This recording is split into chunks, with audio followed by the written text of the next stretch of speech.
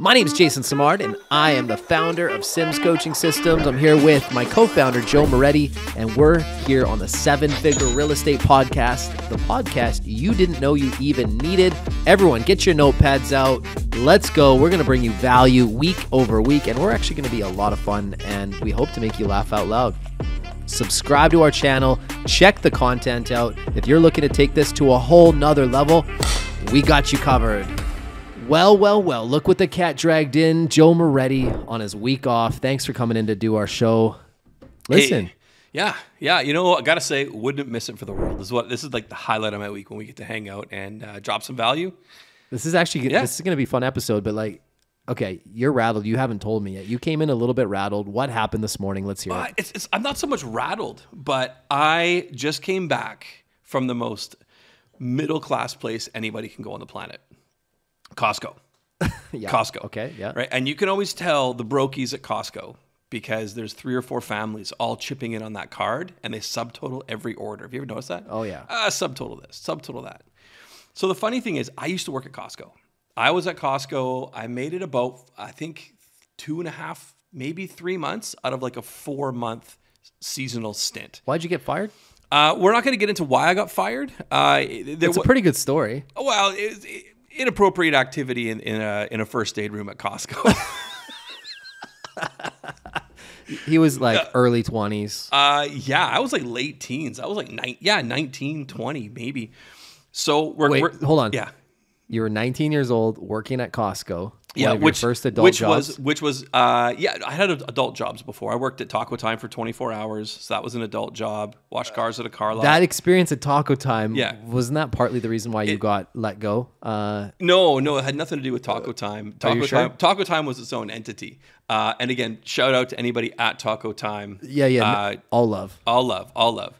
But I quit. But Costco, I did get axed, and I got marked for not for rehire as well due to some inappropriate activity in a first aid room. So we're at Costco today. Like this is. By the way, he was 19 years old, and I just want people to know that it was a consensual encounter with a lovely young lady who also worked at Costco. Well, there is one piece of that story that I think could be inaccurate, and that was the word young lady. I don't believe she was a young lady. Oh, okay. So yeah, so you took down a cougar. She was a mature lover, but she was gentle. Okay. So I love this, guys. This is awesome. You guys are hearing this stuff. This is what I told you. You don't know what you're gonna get on the Joe Schmo Show. You have no clue. Okay, so you're sitting there in Costco with a bunch of brokies. Brokies, right? And so we're just laughing about it. So my wife Jennifer and I we're on vacation this week. Shout out Mrs. Moretti. Yeah, she's actually hanging out watching this in action. Poor her. So we're walking out. We're sort of laughing about Costco, and she says to me, "Joe, do you think I could drop your name, and do you think they'd still remember you?"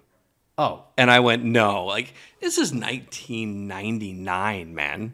Like 23 years ago. This is 23 years ago." And I went, no, they're not going to. Was that the Costco? That was the Costco. That's the Costco. This Costco. So is it just me that your headphones just like cranked with volume, or is it just me? There we go. We're good. Okay.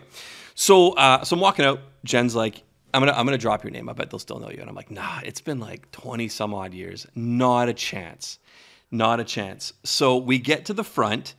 And I've got like I'm rocking the Yankee hat today, the flat brim, and I got like a hoodie on, and I got like a denim jacket, and I look like I'm gonna rob the place. We get up to the front, and I look up, not a word of a lie. The guy goes, "Hey, you."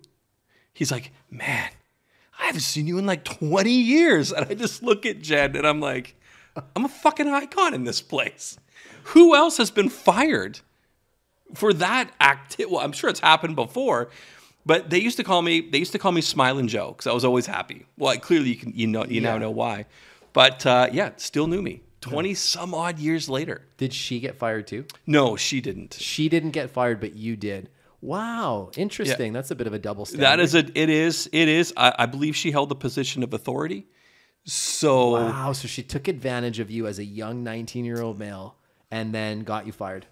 Well, I'm not here to have some kind of philosophical or political debate as to what the agenda was, but I feel like I also ruffle some feathers there. I did some stuff I probably shouldn't have. Nothing illegal, no stealing, no nothing like that, but just you goofing around. Like you're working there. I ended up being really, really great friends with all the people that I worked there. Like what an amazing crew to work with. You just you goof around. Sure. Like there's guys like sleeping in the bathroom because you're working at like 4 a.m. and you'd be out drinking all night. Like it was a great place to work. Insane camaraderie. Sounds like a great place to work. It was, man. It was a lot like what we do now. Getting paid to have a little bit of fun. I love it. Yeah. Well, hey, the fun had to stop, and then I onwards and upwards. Onwards and upwards. Well, on that news, let's transition this a little bit. Let's do it. Let's talk about something that's really, really important in real estate, and that's counterbalance.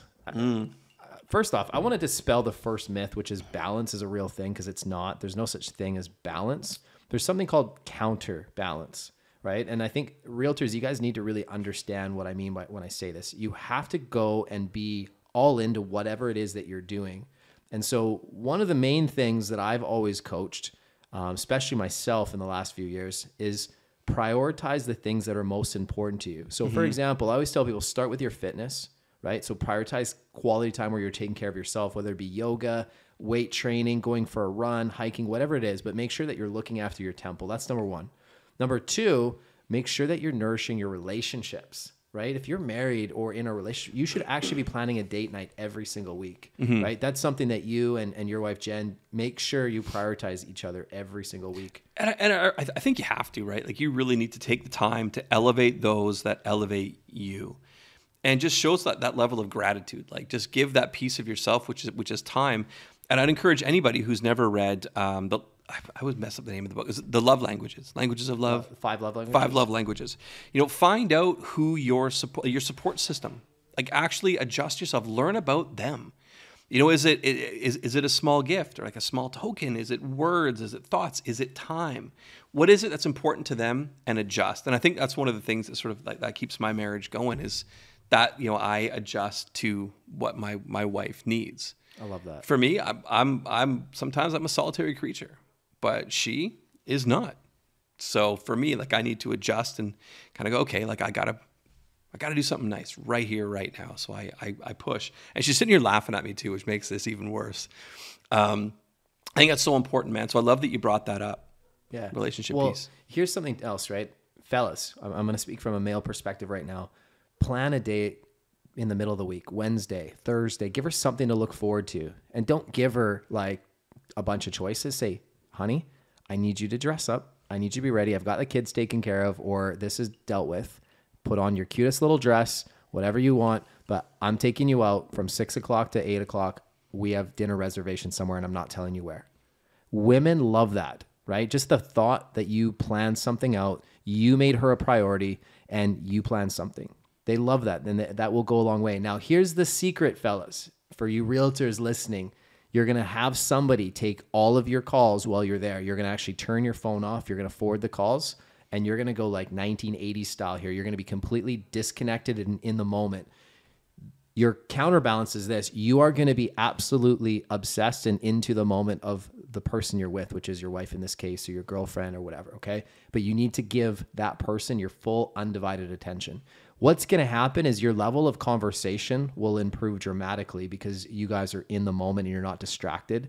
You're going to connect on a level where you're like, wow, I really fucking love this person. Like this, like, wow. Hi, it's like so nice to spend time with you, not distracted, because anybody that's in real estate knows how distracted we are all the time on our phones, doing business. Just having that couple hours in the middle of the week will go so far, guys. So please start dating your spouse again. Okay.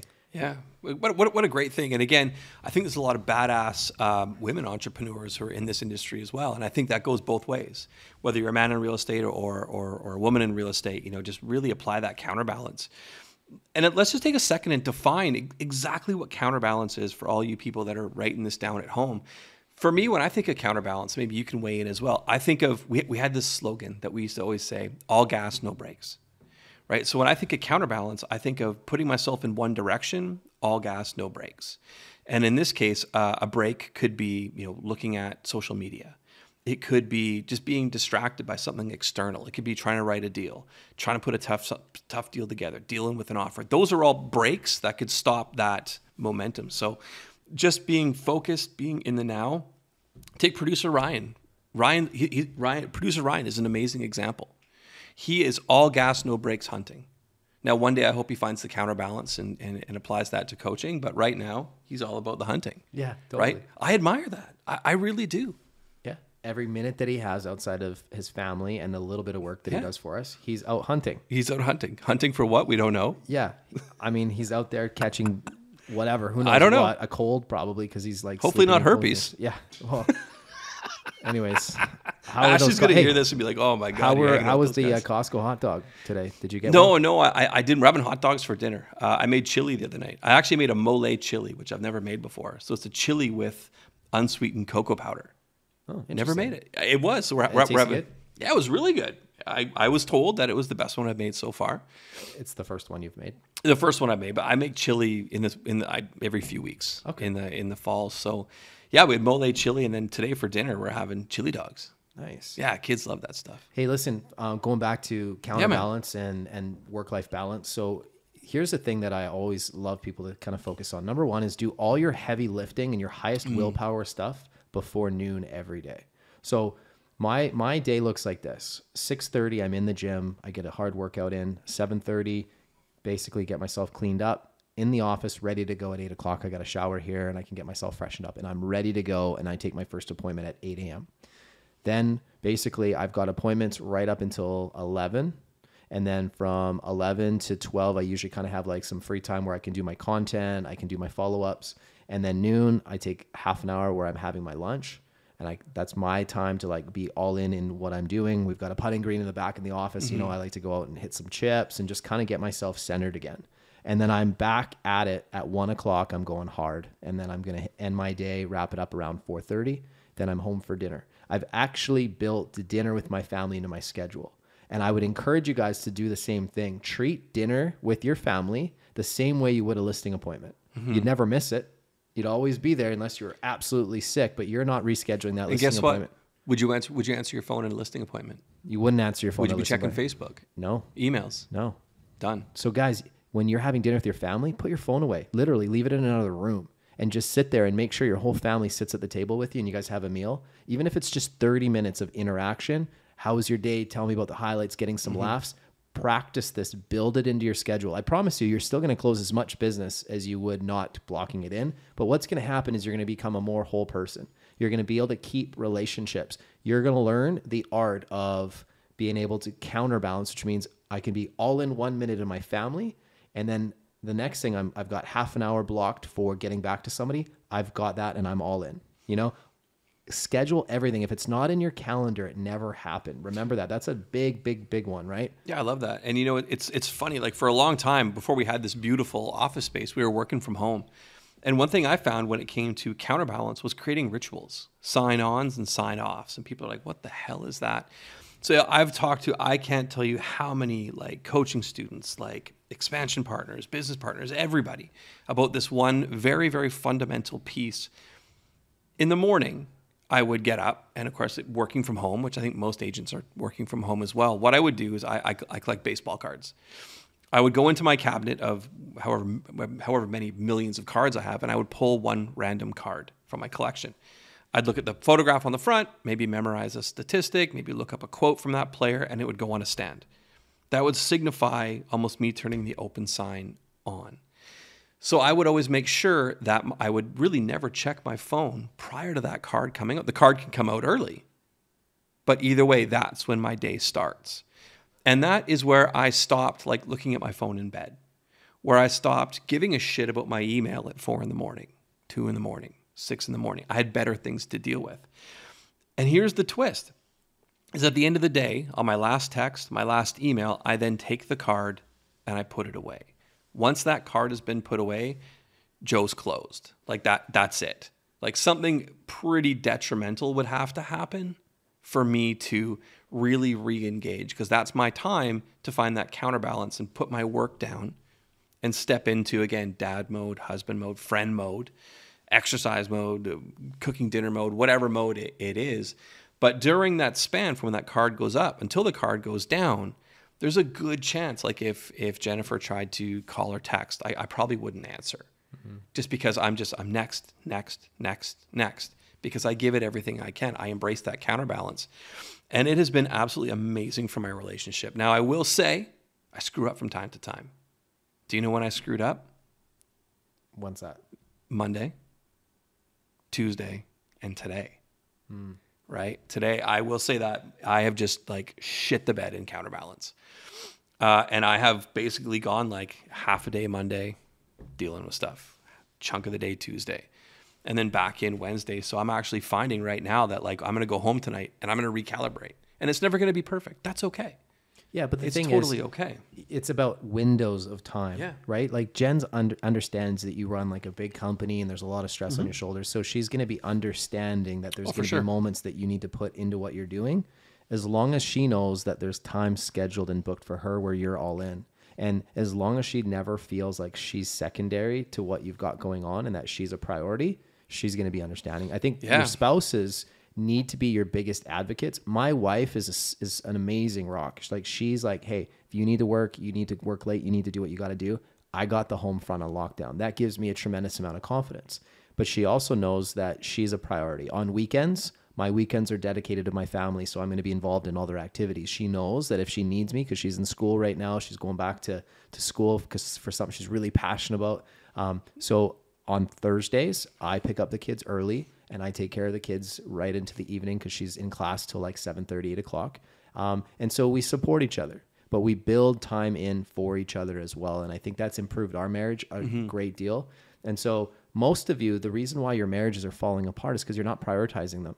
You are not prioritizing your health. If you're not feeling good about yourself, you're not going to be the best version of yourself to your spouse. And this is something that 5 months ago really clicked for me. You know, I had to make some changes to get myself in a place where I loved the way that I felt, which allowed me to be a better husband, which improved intimacy and things like that that are important in a relationship. Yeah, and I think vocalizing it, right? Being able to talk about it, like talk about what you do in a day. Let somebody else understand. But when all they see is your face in a phone, like they don't know what's going on. Right. They don't know what you're working on. So I think having an open communication, I think, is absolutely key. Because so many times, like again, like I could look over and Jen could be on her phone, and I'm like, well, obviously my time's not important, but she's actually maybe doing something or ordering dinner or boom, smacking the microphone or doing like a thing. So again, I think that setting that clear, the clear expectation, setting those clear standards is to, and just communicating it. Here's the time of the day that I'm going to be totally engaged, switched on, and here's the time of the day where I'm not. And that during that time, that this is where we can do all the fun things that we like to do. So I think communication is clutch, man. I really do. One other thing, a last tip here that I'm going to give you guys with this whole counterbalance idea is do activities that you really enjoy. Put yourself out there in situations where you're going to meet new people. Oh, that's a good one. One of the funnest things that I do once a week is Tuesday dodgeball. From 6 o'clock to 7 o'clock or 7 to 8, depends. It alternates every week. There's a full hour dedicated to me going to battle with people that I really care about. We're playing dodgeball against fierce competition, and my phone is away. I leave it in the truck. I'm not even looking at it, and I'm fully present in the moment. I'm getting physical activity. I'm bonding with people that I care about. We're meeting people after the game, and it's just like so exhilarating to put myself in a situation where I get to have that competitive juice flowing. I get to be around people that I care about, and we're creating experiences. And what's happened is we've done business together, right? So these people that we're building memories with, they're our clients. They're people that we have now done business with. Mm-hmm. So if you're not out there doing things like that, I encourage you to. If you're one of those people like, oh, I don't want to cut into my work. Well, believe it or not, if you focus on things that you're passionate about, you're going to meet people, you're going to meet new clients and have opportunities. And we're not there with that intention. It just has organically happened. I agree. And what a great piece. I think that, again, I have sort of 2 teenagers. I'm heavily involved in everything that goes on sort of in my house. I love cooking and all that kind of stuff and hanging out with my family. But one thing I've prioritized is my time in the community. So a couple of things that I do, because a lot of people are like, well, I don't know where to start. Well, I don't want to join a sports team. Because that's usually the natural thing people go to is, well, I'll join a baseball team. But some people may not be as athletic or might not want to put themselves out there. So here's some of the things that I do. So I have a major passion for motorcycle riding. So I joined like a riders club. Joe's a hell's. It's not a fucking gang. Everybody's in a gang. Joe's part of the gang. I'm not in a. It's a good boys gang. We all ride chopped out, blacked out Harleys. It's a bunch of nerdy dads that collect baseball cards riding Harleys. It's like that movie Wild Hogs, I think. Except we're all on like club style bikes. So I'm part of a motorcycle riders club, And then one thing I sort of stepped away from that we want to get back into is I was a member of the Cavallati Lodge, the Italian Heritage Society here in town. I'm a member of a Freemasons Lodge. So I go to Masons two, three days a month, right? Get to hang out at the old boys club and just sit around and, again, meet people and hang out with people that I wouldn't normally hang out with. I was on an indoor baseball team last year, right? So again, major passion with baseball. So I did that. And then every year I learn a new skill. So about, I don't know, 10, 12 years ago, learned how to ride a motorcycle. Never did it. So I learned how to ride a bike. Learned how to trap shoot about 3 or 4 years ago. So I used to go to the fishing game club with my my homie Jamie Martini, and we would shoot traps, which was brilliant. 2 years ago, took a cheese making class. So I learned how to make mozzarella, bocconcini, burrata, and did I already say mozzarella? Yeah. Well, maybe I learned how to make it twice. You learned how to make cheese. It's fine. So I learned how to make cheese. Then this year I took dance lessons. What kind of dance did you learn? That's beside the point. So I took dance lessons. So Joe, no, seriously, serious question. What kind of dance did you learn? Well, we live on the West Coast, man. So I figure I needed to learn something that represented sort of where I'm from in the world, which is the West Coast of North America. I learned how to crip walk. So learned, like that's like the Snoop Dogg style of dance. Well, it originated like in the 60s and the 70s. And is this how gang members dance? No, man, no, it's not gang specific. I mean, I'm sure there's gangsters that waltzed, but it's just, it's like a urban like dance. And that is very specific to the West Coast. Crip walk. Look up crip walk, by the way. Look up if you crip don't know walk. what it is, I didn't know what it was. I looked it up. If you're a fan of hip hop, you'll notice. Just some type in Dub C crip walk, and again Dub C from So here's West the Coast point. connection. Anyway, do something you're passionate about, because Joe's clearly not that athletic, so he's found everything else but playing sports. Yeah. I love sports. But I'm again, super competitive. Clearly, clearly masculine. Beautiful physique. I've heard tale about this whole volleyball. Number one, I was on the inaugural dodgeball team. Yeah. I was there. We had a losing record when Joe. We had a losing record. Yeah, I placed the blame solely on the shoulders of my teammate. Like, I realized there's no I in team. There sure as hell also wasn't a we. So the whole team sucked. But I know. So here's the thing, Matt. I've heard tale about you on the dodgeball court. What'd you hear? I heard some shit. What'd you hear? I heard that you guys aren't going to be winning the sportsmanship award this year. What are you talking about? I'm just saying what I heard, man. I hear stuff. Listen, I don't play for participation ribbons. Okay, so Joe loves hey, just try your best. No, I didn't say that. Take the ribbon home. It's fine. My kids are not allowed to keep a participation ribbon. Your kids also are. Okay. Listen, let me finish my point. Let me finish my point. My kids are not allowed to bring home participation ribbons. If you didn't get first, second, or third, you don't get to keep the trophy. And that's okay. You need to learn how to lose. I can lose like the best of them. Do I like losing? Of course not. I'm a competitor.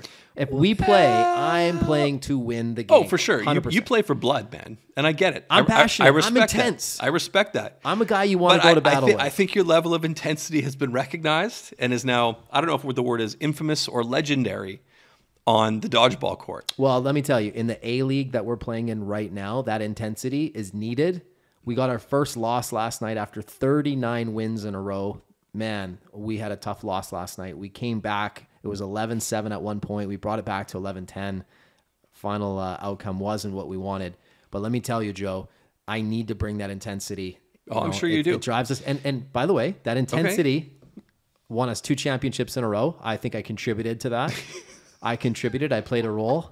Okay. So this is competitive dodgeball. Listen, if you're somebody looking for a participation ribbon, don't play against Jason Simard. No. I'll just tell you that right now. And Jason, if anybody listening wants to learn how to duck, dip, dive, dodge, and duck, isn't that how it goes? This guy will help you out. If you can dodge a wrench, you can dodge a ball. But as we sign off, we wrap this podcast up. Can you just do one thing for me? What's that? Can you give me the signature line? Which one is that? I've got a couple. You've got one. Oh, my line? Come on. My line? Give me that one that just sends shivers down. Is this the one that I give you in the morning when I'm like, let's fucking go? Is that the one? Oh my God, fucking rhetoric. Is that the one? I love it. Listen, I love it. Are you back in the gym? Are you back in the gym? Jen, did he go to the gym this week? What happened? The trainer called in sick. The trainer called in sick? Okay. No, Am I right or am I wrong? And by the way, Jen, I got a beef with you. I got to start a beef with your wife here for a second. You need to stop looking over at Joe with that sweet little smile of yours and be like, oh, babe, just stay in bed with me, okay? This guy needs to get his ass in the gym at least 3 to 4 times a week. He made a commitment to me, and the guy's been backing out of that commitment. No. He had 2 good weeks, Read it. And then the last 2 weeks... 1:30 a.m. Read it. Hey, Joseph, 1:30 a.m. My son picked... Okay. Okay, so I had it. You could have got a workout locked in. You could have got a workout in. But what did you do? You looked over at beautiful Jen over there. She gave you the smile. Oh, honey, just stay in bed with me. I'm telling you, your wife can be the best thing in your life, but she can also turn you into a freaking out-of-shape beta male, which is exactly where you're at right now, Joe, and you need to get your ass back in the gym, okay? All right? Anyways, guys, I hope you guys had some fun. Enjoy getting laid once a week, Jason. This is why you're now sleeping in the office. And I get dinner. Listen. This is why I got to pick your ass up, because this rhetoric. That's why I pick your ass up at the airport over shit like this. I'll tell you one thing, though. My wife, she doesn't give me that look and be like, oh, babe, just stay in bed. She's like, get your ass in the gym. Because you know my wife, she's pretty hardcore. She's hardcore. She's pretty, she's in good shape. But listen, guys, counterbalance, super important. Make sure that you guys schedule everything in your life, especially Monday to Friday. Block in. If you're in production, you should have a minimum of 2 hours of prospecting in your calendar. I love the 8:30 to 10:30, 8:30 to 11 time slot. Build it in. Do it earlier in the day while you have the highest level of willpower. And make sure you prioritize your relationships, prioritize your health, do the things that you enjoy. And if you have that counterbalance when you're doing one thing, just do that one thing. Turn off all your distractions and just go all in. You'll be happier, more successful, and you'll have longevity in the game, guys. Hope this was valuable. Make sure you subscribe to the channel. I hope you guys have as much fun listening as we do, like making this podcast. Joe, thanks for coming in on your week off. Really appreciate it. Oh, man, wouldn't miss it, brother. And stay tuned for the next episode. Let's fucking go.